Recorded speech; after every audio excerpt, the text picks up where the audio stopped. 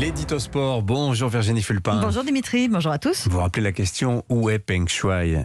Aux Jeux Olympiques d'hiver de Pékin, elle est absolument partout. Elle assiste à plein de compétitions. Elle a dîné avec le président du CIO ce week-end.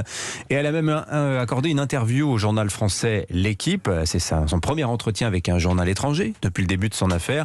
Opération évidemment de com, rondement menée par Pékin. Si vous ne voyez pas Peng Shuai en tribune en regardant les JO d'hiver, vous avez raté vos jeux. Elle est partout. Du curling au hockey, elle est presque devenue la mascotte de l'équipe chinoise.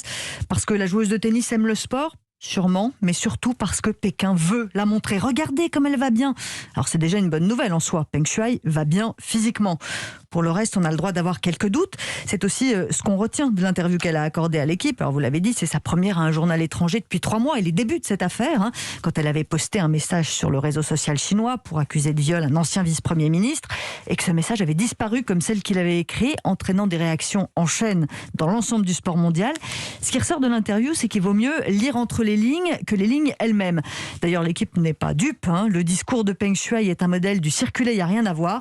Il n'y a pas d'affaire. Je me demande pourquoi beaucoup de gens se sont inquiétés pour moi. C'est un énorme malentendu. Mais j'ai jamais accusé personne d'agression sexuelle. J'ai jamais disparu.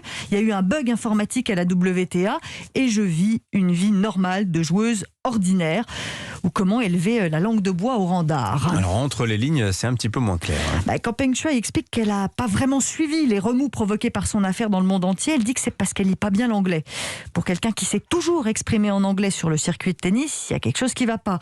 Quand les journalistes de l'équipe lui disent que Nicolas Mahut voudrait jouer avec elle en double à Roland-Garros, sa première réaction c'est de demander « c'est quand ?» Après 15 ans de carrière, on sait à peu près quand ont lieu les tournois du Grand Chelem.